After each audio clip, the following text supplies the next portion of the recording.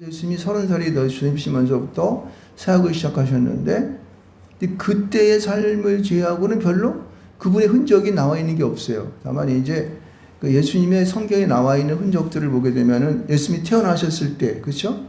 태어나셨을 때, 물론 이제 아기였을 때 이집트로 내려가서 얼마 동안 있었던 뭐 그런 얘기도 있지만은 태어나심의 그 순간, 그래서 그 태어나는 시기에 있었던 그 기간과 또 하나는 이제 오늘 본문에 나온 것처럼 12살 됐던 그 무렵의 시기와 그 다음에 예수님이 공생에 30살이 넘으셔서 30살 되셔가지고 세상 가운데 서로 요한 이후에 이상이 역사하셨던 그 순간, 십자가에 달려가서 다시 부활하시고 승천하시는 그 순간만을 성경은 기록하고 있습니다. 그래서 가만히 보게 되면은 성경이 이제 이렇게 우리가 알 수 없는 그런 기간 동안, 예수님의 기간 동안 하시면서 0세부터 한 살이 안 됐죠. 0세부터 12살까지 그 기간이 어떻게 사셨다. 이런 게 기록이 없어요. 그렇죠? 그 다음에 12살 이후서부터 30살이 되던 그 기간 동안에 어떻게 사셨다. 라고 하는 그런 기록이 성경에는 나타나 있지 않습니다.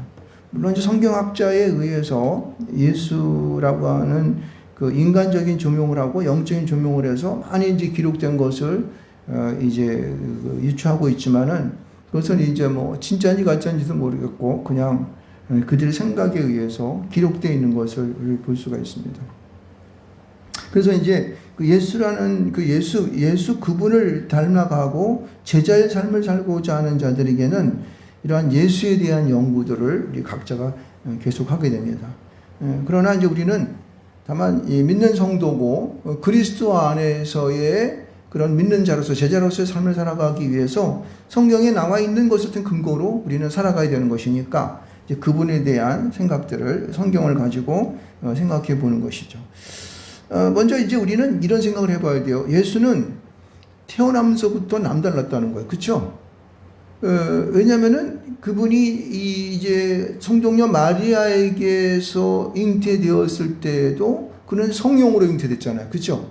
그러니까 인간의 어떠한 사랑에 의해서 이제 잉태되신 것이 아니라 성령으로 하나님께서 그 사자를 보내어 동정녀 마리아에 나타나서 성령으로 잉태될 것을 말씀해주고 그는 성령으로 잉태되어서 이 땅에 인간으로 태어나신 그러한 놀라우신 분이십니다. 그러니까 이거는 우리가 세상에 있는 일반적인 사람과 그렇게 동등되이 볼 수 없는, 함부로 범접할 수 없는 그러한 엄연한 그 영적인 그러한 바운다리가 그 예수님으로부터 있는 것을 알 수가 있습니다. 그래서 그는 신인 것입니다. 믿습니까? 예, 분명히 알아야 돼요. 예, 우리 예수님은 동정녀 마리아에게로부터 성령으로 잉태되어 이 땅 가운데 오신 거예요. 그런데 그분의 태어남을 가만히 보게 되면은 왕의 모습으로 또 왕의 어떠한 그러한 이제 아들로 태어나던가 큰 돈 많은 집이라든가 높은 그러한 이제 자리에 있는 분의 아들로 아주 호화스럽게 태어난 것이 아니라 세상의 모든 사람들이 가장 낮은 자리라고 하는 말구에서 태어난 사실을 우리는 볼 수가 있습니다. 이것은 모든 사람들이 다 그에게 나올 수 있는 그러한 특별한 하나님의 은총입니다. 우리 인간에 대한 은총입니다. 믿습니까? 여러분, 그분은 말구에 태어나시면서 그 낮고 천한 자리를 통하여서 우리 모든 인간들이 다 쉽게 나올 수 있는 그러한 하나님의 은혜가 우리 가운데 있다는 사실을 분명히 깨달아야 돼요. 사실은요, 생각해 보세요. 높고 높은 하나님의 아들 그가 이 땅에 태어났는데 꾀죄한 모습, 죄악 가운데에서 죄악 덩어리였던 우리가 감히 어떻게 그분에게 나갈 수 있겠습니까? 말도 안 되는 거예요. 거룩하신 그 하나님의 아들이신데 근데 그분은 이러한 우리 인간의 모든 염려와 걱정을 다 물리치시고 모든 어떠한 자들이나 아무리 죄가 많든 아무리 못된 자이건 아무리 추한 자이건 아무리 못 배운 자이건 어떤 사람이든 간에 그에게 나올 수 있는 그러한 길을 주님께서는 열어놓으셨다는 사실을 분명히 알아야 됩니다. 이것을 깨닫는 순간에 나는요 은혜를 받는 것이죠. 하나님 그렇습니다. 내가 주님 앞에 이런 하나님의 은혜를 입습니다. 비록 나는 세상 가운데에서 가장 못난 자이고 가장 불쌍한 자이고 또 그 세상 가운데에도 가장 배우지도 못한 자고 아무런 나에게는 권세도 없는 자이지만은 주님께서는 그 아들 예수 그리스도를 말구에 태어나셔서 내가 얼마든지 가서 볼 수 있는 그런 하나님의 은혜를 허락하셨군요. 라고 하는 깨달음이 우리 안에 있을 줄 믿습니다. 예, 그렇습니다. 그렇지만은 그에게 아버지 그 오시는 분은 누구였었냐면은 동방에서 박사들이 왔던 거예요. 별을 따라가면서 그 별이 인도함을 받으면서 있다는 거죠. 그러니까 그분은 특별하신 분이라는 거예요. 어찌 보면 세상과 구별되어져 있는 하나님의 아들로서 거룩하신 그분은 박사들이 동방에 있는 그런 박사들이 알아볼 수 있는 그런 자였다는 사실입니다. 그래서 그는 하나님의 아들로 이 땅에 오심을 분명히 알 수 있어요. 그렇지만 또 그를 예방했던 처음 인간으로서 와서 이제 왔었던 자가 바로 목자였어요. 목자. 양치는 목자가 제일 처음 그 태어나신 예수님을 아련하고 경배했던 사실을 볼 수가 있습니다. 그러니까 이것은요, 그러한 이제 들에서 양을 이나 치셨던 목자들이 와서 그를 경배했던 사실은 나도 그분께 나아갈 수 있다는 사실을 우리에게 증명해 준 것이죠. 믿습니까? 바로 그러신 분이에요. 자, 이렇게 태어나셔가지고 그는 어린 아기의 시절을 보내는 가운데에 여차여차해서 성경에 나타난 이야기를 보게 되면은 오늘 본문의 41절의 말씀을 보면서 그가 어떻게 성장의 시기, 그 아기였던 어린이의 시절을 지났는가를 우리는 짐작해 볼 수 있는 것이죠. 41절의 말씀 보면은 이제 성경에서 예수의 소식을 말씀하고 있습니다. 41절 말씀 한번 읽어볼까요? 한번 읽어보겠습니다. 시작. 그의 부모가 해마다 유월절이 되면 예루살렘으로 가더니, 이 한 구절의 한 절의 말씀 가운데에 예수께서 0살부터 12살이 되던 해까지 어떻게 그는 믿음의 생활을 하였고 그가 그러한 12년 동안의 오랜 세월을 했던가를 알 수가 있습니다. 보세요. 이 요셉이라고 하는 이 촌부가 그의 동정녀 마리아를 데리고 와서 예수를 낳게 한 이후에 그 아기를 굉장한 믿음 가운데 철저한 신앙을 가지고 그를 훈련했던 것을 알 수 있습니다. 왜? 그는 해마다 0살이건 1살이건 2살이건 어린아기건 젖먹이면서까지도 그를 데리고 예루살렘을 오가면서 어떻게 해요? 그 절기를 지켰다는 사실을 보면서 얼마나 철저한 신앙생활에 그는 집중하는 걸 알 수가 있습니다.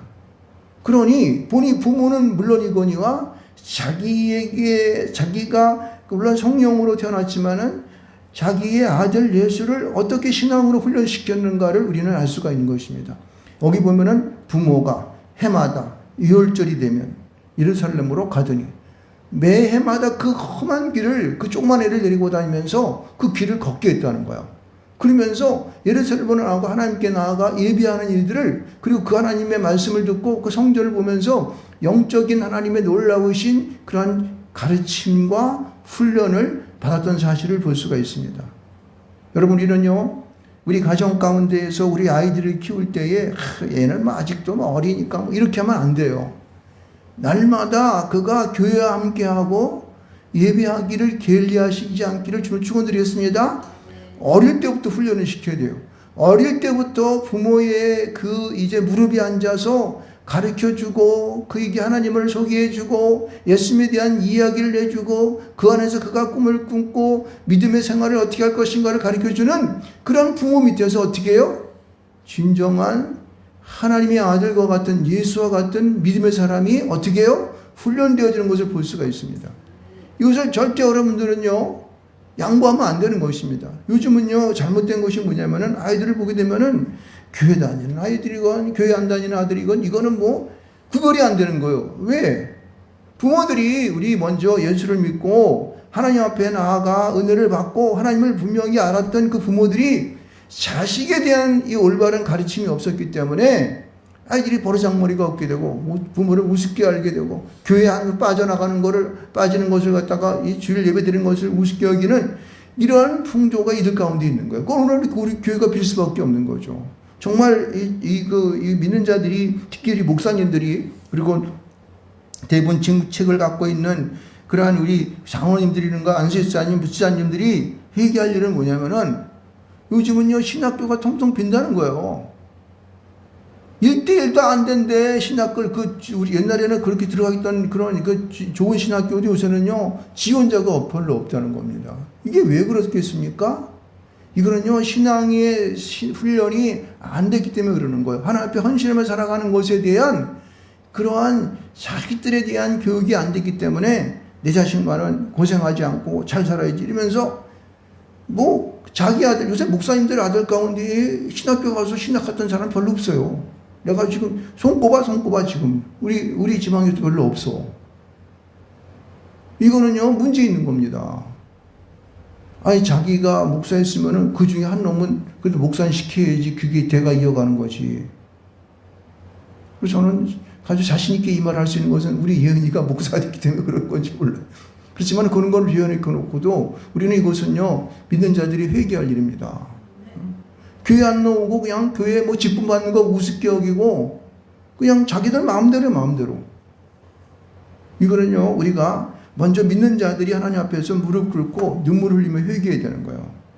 예수님은 이 땅에 오셔서 이 0살부터 그런 말구에 태어나셔가지고 혹독한 신앙생활 훈련을 통하여서 오늘날에 우리 모든 인류를 위하여 십자가에 못 박혀 죽으셔서 또 부활하셔서 구원하시는 그 역사를 이루신 것입니다. 있습니까? 이게 그냥 된 게 아닌 거라는 거예요. 하나님 앞에서 그에게 주어진 그 삶의 그런 연단과 훈련을 통하여서 하나님의 역사를 이루어가고 그 나라가 이루어진 줄 믿습니다. 아멘. 보세요. 41절에 그런 훈련이 계속된 계속해서 12회가 될 때까지 이 그를 훈련시켰을 때에 나타나는 현상들이 금때 쭉 나타나는 것입니다. 보세요. 42절 말씀 가운데 보면은 예수께서 12살 되었을 때에 또 그 해도 그 관례를 따라서 절기의 관례를 따라 아이를 데리고 올라갔어요. 그 12살이 되었으니 그 조그만 놈이 얼마나 다리도 아프고 허리도 아프고 발도 아프겠습니까? 근데 군소리 안 하고 그 예루살렘까지 그 나사렛에서부터 거기까지 올라가요. 여러분 우리가 이스라엘 성지순례를 가보게 되면은 멀지 않아요. 굉장히 가깝지 않아요. 쉽지 않은 길이라고 그 길이. 근데 그거를 지금 옛날에는 뭐 제대로 무슨 운영수단에 뭐 있으면 버스가 있었겠습니까? 자동이 있겠습니까? 걸어다녔어. 더군다나 요셉은 별로 잘 살지도 못했어. 그러니까 아마 터덜터덜 아이들 걸려갔을 거라고. 부모가 그 큰 놈을 어떻게 갖고 가? 걸려갔을 거라고. 그런데 군말하지 않고 여기 보게 되면은 그 예수가 가다가 엄마 나 다리 아파 못 가겠어 이런 말 한마디도 안 나오잖아요. 그냥 0살부터 12살 때까지 계속해서 그 길을 갔다는 거예요. 그러니까 이놈은 당연히 가는 줄 알고 훈련을 그 가운데에 받은 거예요. 뭐라고 그랬어요? 절기의 관례를 따라 올라갔다는 거예요. 이거는 꼭 해야 된다는 거야. 네가 좋고 나쁘고 선택함이 없는 거야. 하나님 앞에서 너는 믿음의 사람으로 살아가기 위해서 이거 당연히 해야 돼 라는 것이에요. 여러분 우리 그리스도인들 우리 기독교와 이 보면은 그 알라신을 믿는 그 무슨 종교예요 그거? 알라신 믿는 종교가 무슨 종교예요 사모님? 예? 뭐 힌두교도 이제 그 힌두교는 인도에 있는 거고 하여튼간 이 아랍 종교들 말이에요. 이 모하메드 믿는 이 양반들 이 사람들은요 그냥 어떤 절기가 되면은 그냥 모이는 게 이게 사우디아라비아 거기 성전 모이는 게 이게 보통 일이 아닌 거예요. 지금 예루살렘이 싸우는 이유가 그것 때문에 그러는 거예요. 자기의 성지는 여기라는 거예요. 안 양보하잖아. 목을 놓고 그냥 서로 간에 한다. 왜냐면은 그런 철저한 신앙에 대한 관례와 이런 것들 관습, 그들의 나름대로의 율법, 규례 이런 것들을 전혀 무시하지 않고 목숨 걸고 지키려고 하는 것입니다. 여러분이 지금 교회를 다니고 있습니까? 하나님의 소명을 받은 자로 살아갑니까? 당신은 목사입니까? 당신은 장로입니까? 당신은 안수집사입니까? 권사입니까? 집사입니까? 성도입니까? 그럼 당신의 그러한 지책을 받은 하나님의 종의 사명을 받는 당신 나름대로의 그러한 직분을 받았다면은 당신은 당신의 아들에게 어떻게 그 유산을 물려주려고 신앙의 유산을 물려주려고 살아가고 있습니까? 정신 똑바로 차리라는 거예요. 이게 안 되게 되면은요 교회가 하루아침 무너지게 돼요. 교회 문 닫습니다. 요즘 문 닫는 교회가 엄청 많지 않습니까? 왜냐면 계속적으로 그 신앙의 훈련이 안 됐으니까 교회 안 나온다니까요. 예배드리는 거를 우습게 여기고 하루 빠지는 거 이런 거 같은 거를 아주 우습게 여긴다는 거예요. 근데 여기 보게 되면은 이 아기 예수 12살이 믿기 안 되는 이 어린이가 절기의 관례를 따라 아빠 따라 엄마 따라 개나리 부침지고 보리떡 싸가지고 그거 따라간 거예요. 이 훈련이 필요한 거예요. 얼마나 고되고 힘들었겠습니까? 여러분, 우리는요, 우리의 새끼들 너무나 쉽게만 키우면 안 되는 거예요. 너무 요새는 하나만 낳고 둘만 낳아가지고 그 새끼들 옹야옹야 해가지고 좀 힘들다 그러면은 뭐 맨날 그냥 뒤따라다니면서 그냥 해주고 이러면 안 되는 거예요. 훈련을 시킬 때에는 믿음에 따라서 정확한 훈련을 시킬 줄 믿습니다. 이게 살아있는 하나님을 그들에게 심어주는 거예요. 여기 보세요. 이제 43절, 44, 45절에는요. 이제 그가 부모님과 헤어졌을 때의 이야기가 나오는 거예요. 뭐 부모님들도 이제 아마 이때는 이 요셉과 마리아가 아이에 대한 어떠한 믿음이 생겼으니까 그냥 야 그래 가서 놀든지 뭐 여기 왔으니까 예루살렘 오랜만에 시골에서 왔으니까 가서 뭐 놀아라고 풀었을지도 모릅니다. 그러니까 이들이 어떻게 해요? 그 아이가 있는 것을 잊어버리고 그가 어디 있는지 모르고 또 친척들과 함께 있는 줄 알고 다 예배하고 돌아가서 예루살렘에 있으면서 돌아가다가 이게 그냥 한참 가다가 하룻길을 갔는데 아이가 안 따라온 거야. 나는 이 말씀을 가만히 읽으면서 요셉과 마리아 정신 나간 사람이네. 특히 마리아는 예수님을 이렇게 하면 안 되는데 이런 생각을 했어요. 그래서 왜 여기 성경에 길게 43절과 44절, 45절에 이 말씀을 창피하게 써놨을까? 간단하게 줄여가지고 뭐 반절만 쓰든가 한 구절만 쓰든가 이렇게 하지 구구절절하게 무슨 예루살렘에 모셨는데 부모는 일을 알지 못하고 동행주에 생각하고 뭐 하룻길을 가는 후에 친족 있는 자중에서 찾다 뭐 이런 말을 왜 써놨을까? 이것은 어찌 보게 되면은 예수가 이 12살이 됐기 때문에 이제부터는 부모의 곁을 떠나서 충분한 어떻게 해요? 믿음의 생활을 자기가 이어받을 정도의 성장했다는 거예요. 그러니까 옛날에는 10살이면은 그래도 꽤 성숙한 시기로 봤던 것 같아요. 근데 예수는 이때에 부모의 영향을 전혀 받지 않고 스스로가 자신의 모든 것을 판단하고 어떻게 해요? 생활할 수 있는 그런 능력이 생겼다라는 것을 우리에게 알려 줍니다. 그래서 하룻길을 간 후에야 이제 그가 없는 줄 알고 어떻게 해요? 예루살렘으로 돌아갔다는 거예요. 그래가지고 3일이 지나버린 거예요. 3일이. 여기 보면은 사흘 후에 성전에서 46절에 만났다고 얘기하지 않습니까?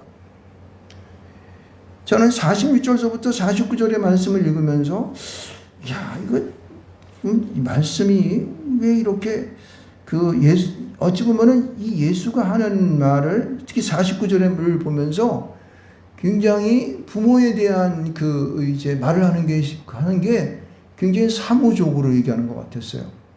마치 남과 남이 얘기하는 것 같았다고. 여러분 그런 거 못 느꼈습니까?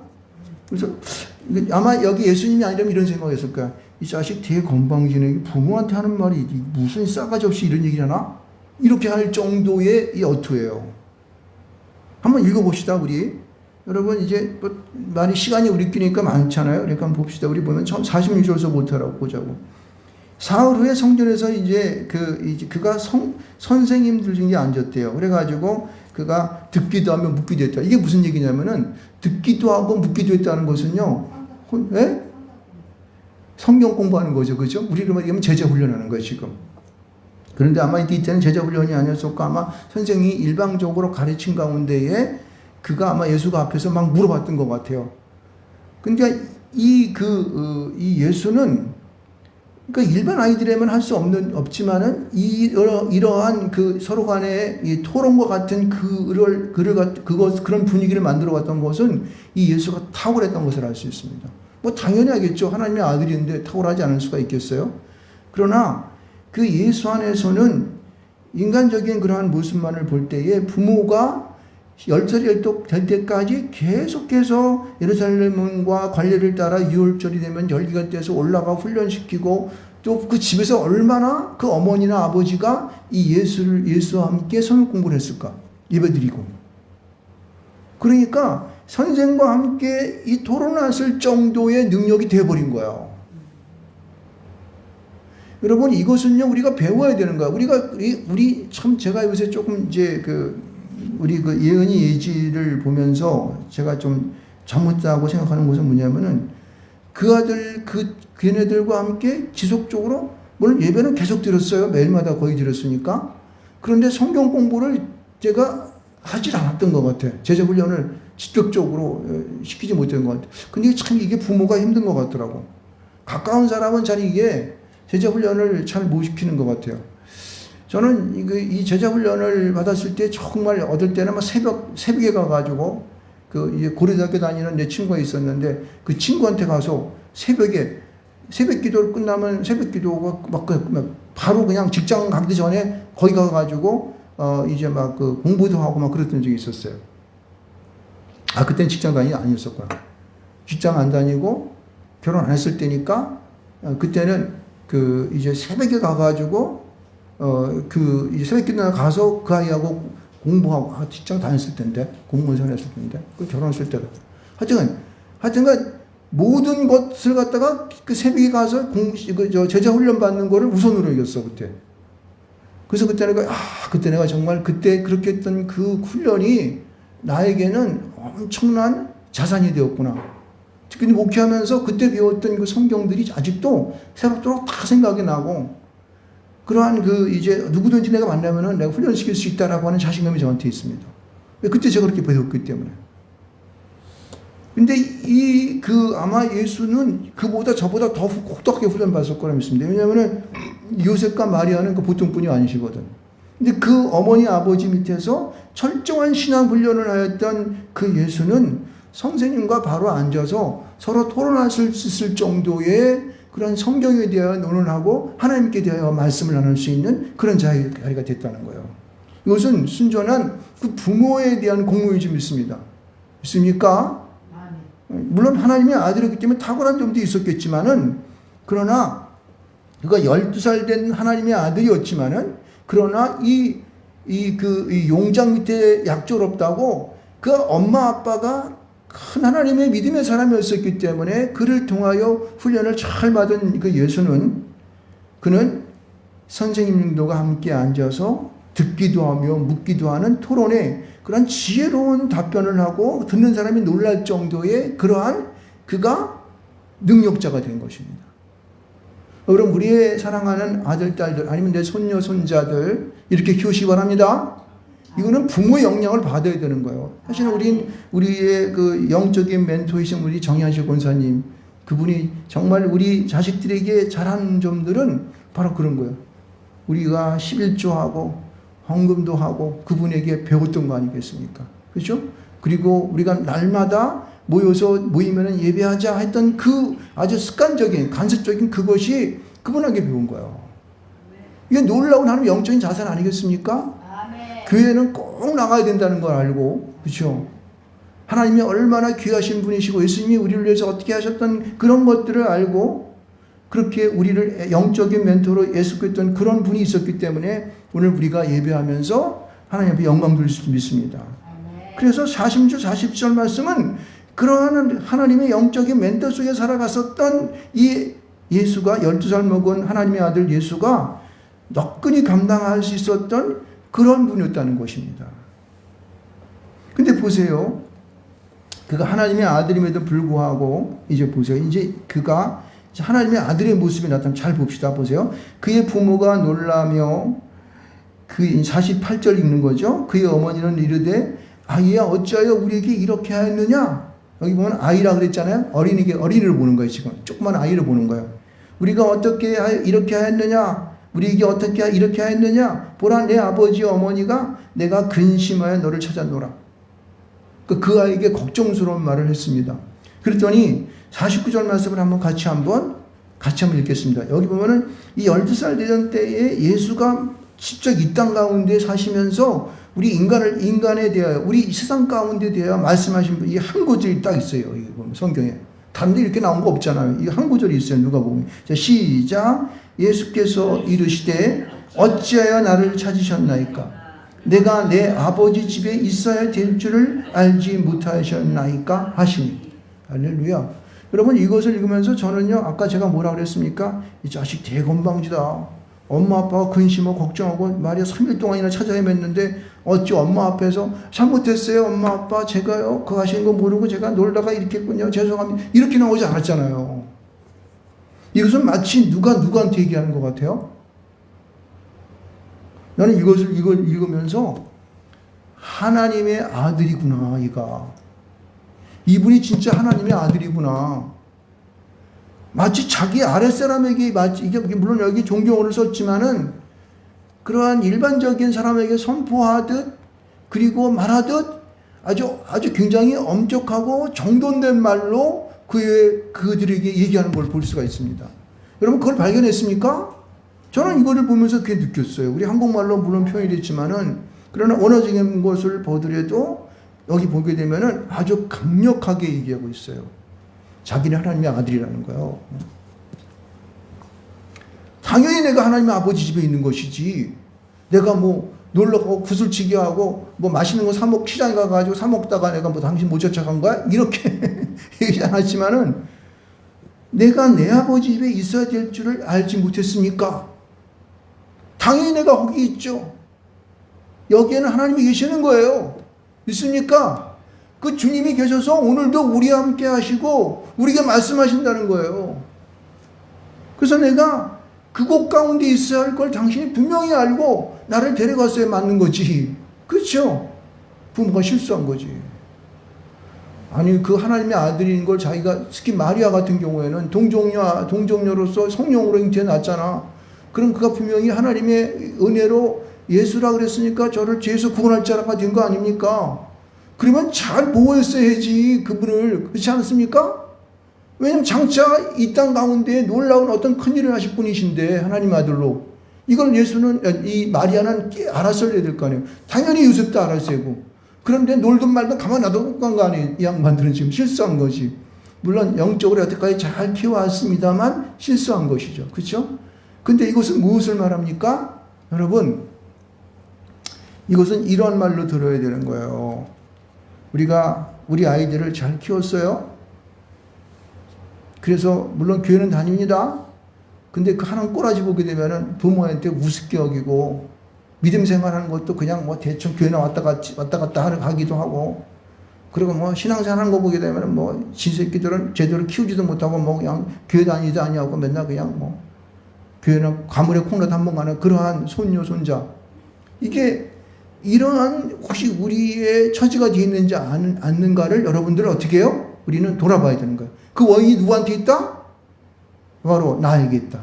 나에게 있다는 거예요. 나에게 있다.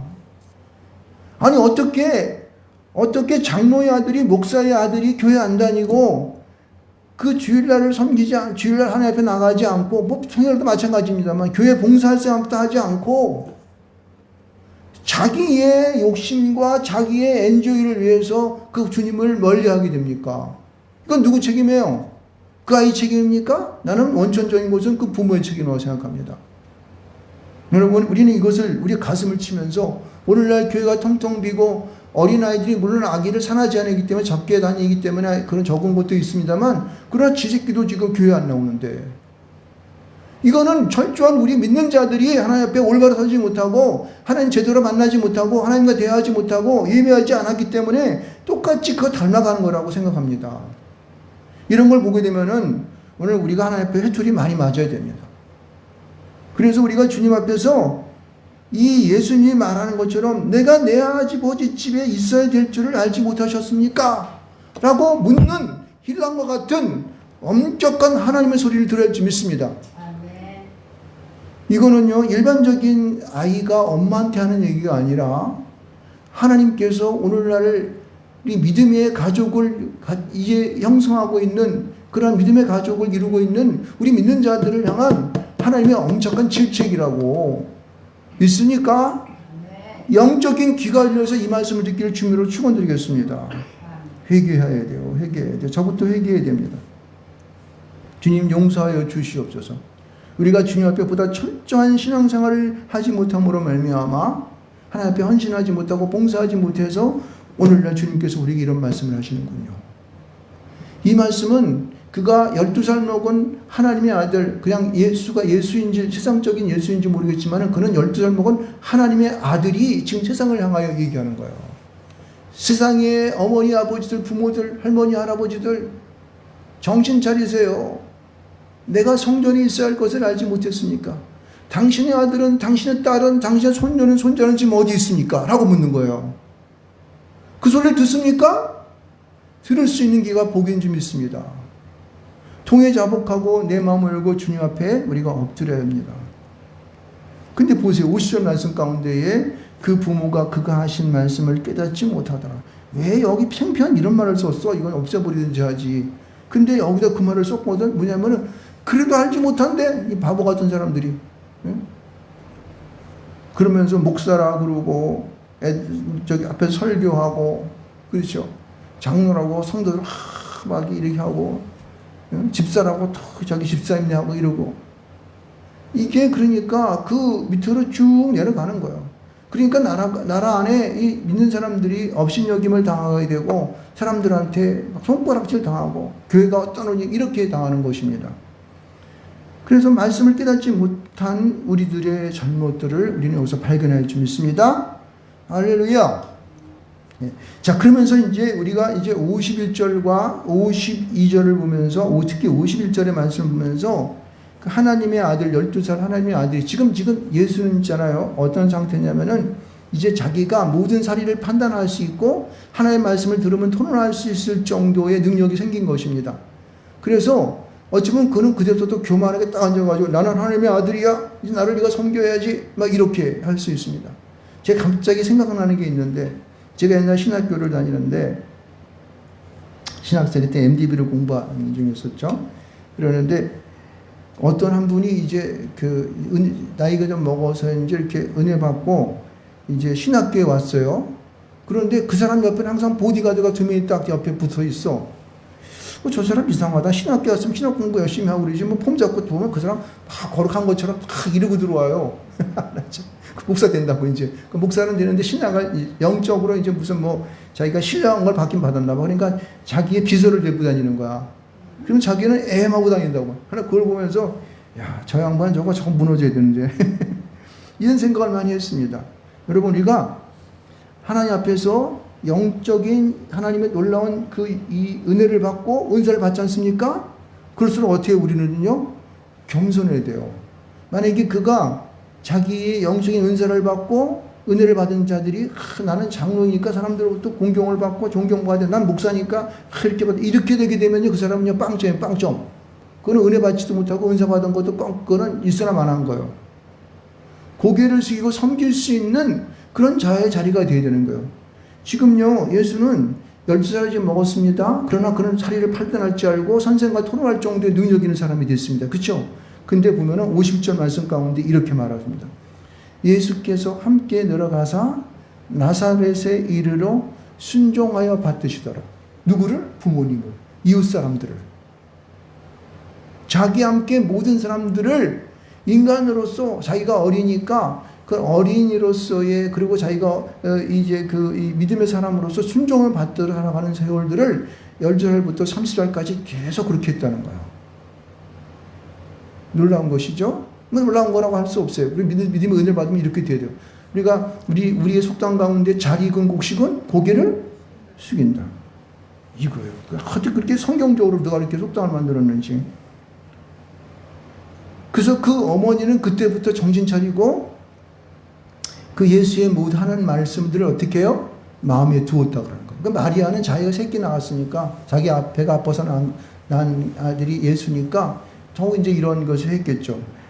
그래서 여기 52절 말씀 가운데에 어떻게 얘기하고 있어요? 예수의 성장하는 모습들을 여기서 조금 12년 동안 12년서부터 이제 30살까지 성장하는 모습을 썼는데 예수는 지혜와 여기 보면 지혜와 키가 자라가며 여기 보면 자라간다는 것은 대부분 우리가 이런 이 신체적인 것이니까 뭐 키가 자라고 이런 거는 썼지만은 지혜가 자란다는 말은 잘 이게 쓰지 않지 않습니까? 근데 성경은 지혜가 자랐다는 거예요. 여러분 우리는 성장하고 자라가는 것이 아이가 몸집이 자라가고 뭐 이렇게 이제 힘이 세지고 이런 것에 기준하는 것보다는 그가 가지고 있는 지혜. 그러니까 이 지혜라고 하는 것은 하나님을 아는 거예요. 하나님을 아는 게 지혜라고 하지 않습니까? 하나님을 알아가는 것이 보다 더 확장되어져 가는 거예요. 우리는 여기에다 우리의 아이들을 잘 핀트를 맞춰야 할 줄 믿습니다. 이게 지혜가 자라고 이렇게 되게 되면요. 몸이 자라면서 지혜가 자라가게 되면은 여기 뭐라고 하냐면은 하나님과 사람에게 어떻게 해요? 더욱 사랑스러워 가시더라. 이게 인격이 지정이가 골고루 발달돼 가는 거죠. 몸도 자라고 마음도 자라고 지혜도 자라가고 지식도 자라가는 거예요. 할렐루야. 그래서 완벽한 하나님을 믿는 믿음의 사람이 되는 것입니다. 있습니까? 여러분 이것이에요. 이렇게 하니까 이 예수 그리스도는 나중에 모든 사람들을 위하여 자기가 십자가에 나아가 죽을 수 있는 그런 사람이 될 수 있는 것이죠. 온 인류를 위해 자기 몸을 마음껏 내던지게 하나님의 아들인 걸 자기가 알게 되고 하나님의 그러한 그 말씀을 들을 줄 알고 그렇죠. 생각할 수 있는 그러한 이제 그의 이 포메이션이 만들어지는 거예요. 사람이 만들어져 가는 것입니다. 여러분 우리는 내 스스로부터 이 예수 그리스도의 성장하는 시기를 맞춰야 되고 그거는 물론이지만은 이것을 우리는 우리 아이들에게 적용할 줄 믿습니다. 오늘 41절부터 51절 말씀들을 참 묵상해서 이렇게 그 말씀들을 끌어내기가 쉽지가 않은 것이지만은 우리는 이것을 우리 아이들에게 적용을 시켜야 돼요. 그래서 그 아이들이 여기 보면은 지혜와 키가 자라가서 모든 사람들에게 사랑을 받는 그런 이 세상 가운데 꼭 쓸모 있는 사람, 하나님 나라에 쓰임 받는 그런 사람, 이 나라 민족을 위해서 어떻게 해요? 믿음으로 섬겨갈 수 있는, 섬김과 봉사를 할 수 있는 그런 사람으로 키워내야 됩니다. 그런 사람들은 잘 살 수 있습니다. 그럼요. 어려움 없이 정말 가정을 잘 이루고 또 그 아이들을 키우고 또 그 아이들이 그 아이들을 키워서 우리나라가 잘 발전할 수 있지 않겠습니까? 그렇지 않겠습니까? 저는요 정말 감사한 게 우리나라가 이 대한민국을 만들어 갔을 때에 8.15 해방이 되고 이 땅 가운데에 대한민국을 이제 선포했지 않습니까? 그래서 이제 이 나라에 처음 이승만이라고 하는 그 믿음의 사람을 이 땅 가운데 던져주셔서 이승만이 사실은요 신학교도 나왔어요. 공부해서 이 양반 신학에 대해서 아주 정통한 양반이라고. 그래서 이 나라를 기독교의 나라로 세우고자 했던 그 야망이 그 마음의 믿음이 우리 대통령에게 있었다는 거예요. 초대 대통령 이승만에게. 이것이 그가 정말 이 백성을 위해 헌신하고 심어주기 위해 했던 것들이 오늘날 교회를 통하여 우리까지 내려온 것입니다. 있습니까? 네. 그래서 헌법 공포할 때에 처음에 그 의회를 열 때에 목사였던 분을 기도하라고 시켰지 않습니까? 목사님이 나오셔서 의료를 위해서 기도해 주십시오. 이렇게 하면서 국회를 열었다고 하지 않습니까? 근데 오늘날은 어떻습니까? 그걸 반복하지 않고 거부하고 지 고집대로, 지 생각대로, 지 욕심대로 끌어가는 오늘날 국회의 모습들을 보십시오. 우리는 이거를 되찾을 줄 믿습니다. 이거는요, 우리의 아들, 딸들을 참 믿음으로 양육하여서 이 나라가 하나님을 믿는 믿음 가운데 신앙을 가지고 이 나라가 어떻게 해요? 자꾸만 성장해 가야 되는 거예요. 그래서 우리나라뿐만 아니라 저 북한도 우리 자유대한민국을 하나 통일이 되어가지고 그들에게 기독교가 잘 심어져서 하나님의 믿음이 심어져가지고 온 세상 가운데도 그 복음을 전할 수 있는 그런 민족이 될 줄 믿습니다. 아멘. 그래야 되는 거예요. 우리나라는 오늘 요새 저기 그 고지도 발명한 거 이제 발견해가지고 어떤 교수가 이렇게 발표한 거 보니까 우리나라의 한반도가 이 한반도뿐만 아니라 여기 만주 땅 이쪽으로 이렇게 우리나라 경계선인 것까지 보이더라고. 미국에서 막 그렇게 얘기하더라고. 그래서 우리나라는 굉장히 훌륭한 민족이라고 그러더라고. 있습니까? 우리나라는 예수를 믿는 훌륭한 민족이 될 줄 믿습니다. 그래서 온 세상 가운데 복음을 전하고 하나님의 사랑을 전하고 믿음을 그들에게 가르치고 그렇죠. 신앙을 잘 가르쳐 훈련시켜서 온 세상에 싸우지 않고 서로 사랑하고 서로가 원만하고 서로 통화할 수 있는 그런 온 세상으로 우리가 바꿀 줄 믿습니다. 이것이 하나님 나라가 이 땅 가운데 세워지는 것입니다. 하나님 나라가 이 땅에 오는 것입니다. 그것을 우리 대한민국이라고 하는 이 땅 가운데에 우리에게 힘을 줄 줄 믿습니다. 그래서 여기 12살 하나님의 아들을 우리가 오늘 살펴보면서 우리가 오늘 이것을 배워야 한다는 거예요. 이것을 우리 자신들에게 가르쳐야 된다는 거예요. 그래서 그 자녀가 또 자녀에게 가르쳐야 되고 가르쳐서 온전한 우리가 믿음의 나라가 기독교의 나라가 되어야 할 줄 믿습니다. 이런 사명을 여러분에게 줬습니다. 저에게 줬습니다. 그렇죠? 이것을 우리가 내려놓지 말고 꼭 붙들고 우리 모두 달려갈 수 있는 사랑하는 성도가 되기를 주님으로 축원드리겠습니다.